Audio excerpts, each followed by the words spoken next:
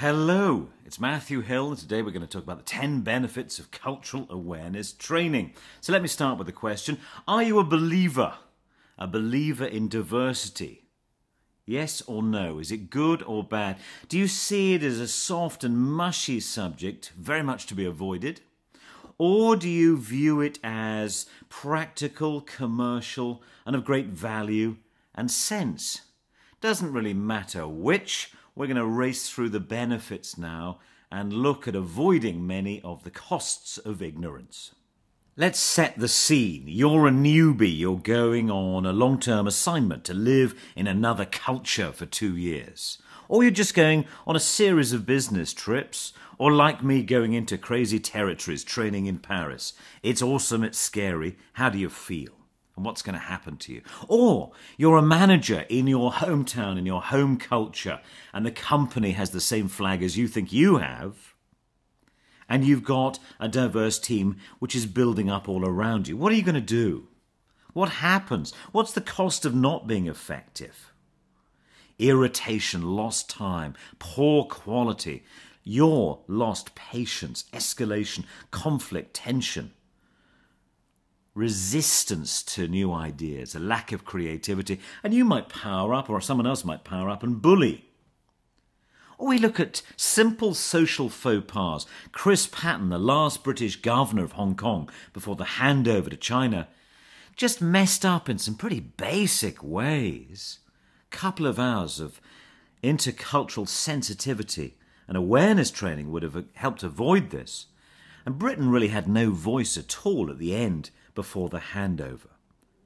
Daimler Chrysler, the merger, the demerger, billions of dollars of value were wiped off in that crazy interim period.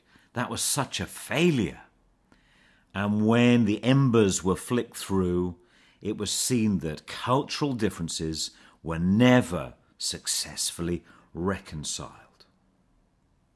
Before you get too depressed, massive successes also flow from awareness. GE went from an average holding company to the most valuable company in the world under Jack Welch in the 90s, an extraordinary time.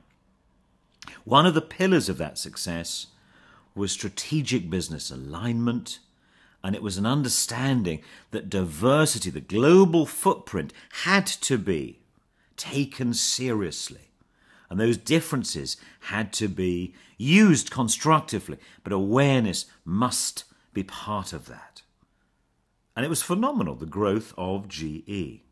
So what are you going to do? You're going to grab the initiative, start, give out training and coaching, or receive training and coaching, depending on which side of the fence you're on. Are you going to get involved, or are you going to continue swimming down an Egyptian river?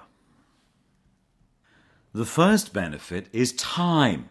And by the way, saving time is an aspect of seeing time as being scarce, which is a particular cultural perspective or point of view. More in your first lesson. So the project start is delayed, or what is the assignment duration going to be? What are the days to market, which is often a measure of commercial success, the rollout and the launch. But how are we going to get there?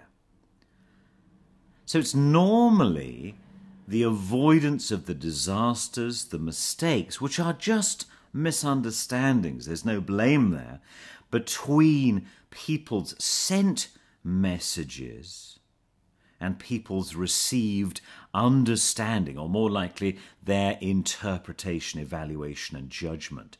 And it's the gap between the broadcast and the reception which causes so much pain, frustration, irritation, and loss of time. The second benefit is avoiding the pain of paying the wages and overtime and the contractual penalties for overruns, being sued for your ignorance around diversity, for not mitigating the risk that exists in law, for M&A failure, those mergers that go wrong, and for the PR disasters which kill the customer's trust in you. In fact, this list could go on all day long. The more you look, the more you will find in terms of opportunities to lose money through being unaware of the dangers of unmanaged diversity. Hopefully you'll get this. There are benefits to happiness. If not, call us on the emergency hotline. This is the work of Seligman and other people, positive psychology. A happy team has accessible passion, power and purpose. And it's what's behind most global, international and more complex successes. We mentioned briefly before strategic business alignment. GE would be the exemplar of that. That is about having unified process and communication amongst and between people. And then you get extraordinary outcomes: growth, quality, cooperation, a strength, a force going forwards, creativity, innovation, market penetration, etc. So culturally competent companies become greater employers with brand, with employer equity. And people, the best people, rush towards those places of happiness and invest more of themselves, which to my mind is what it's all about. Number 4, it is a tough and thankless job being in charge of organising international assignments from within the Human Resources Department.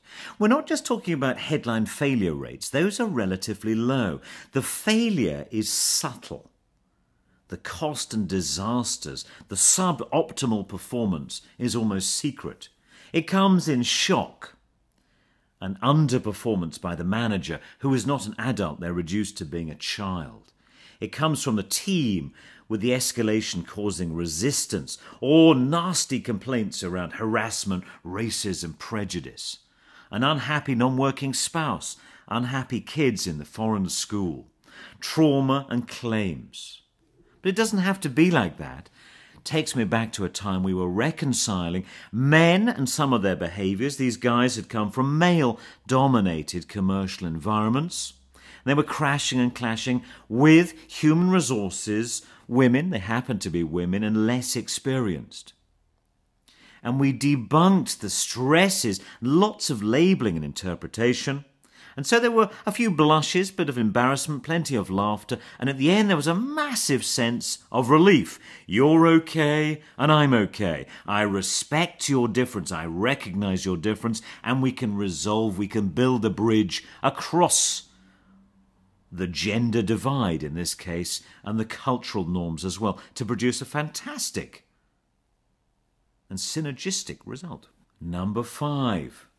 Starting with suspicion and fear of difference, mistakes and misunderstandings lead to a negative spiral of cooperation, where withdrawal of trust means the information doesn't flow, the project messes up, then there's the pointy finger of blame, and the whole thing blows up and it's fairly crazy.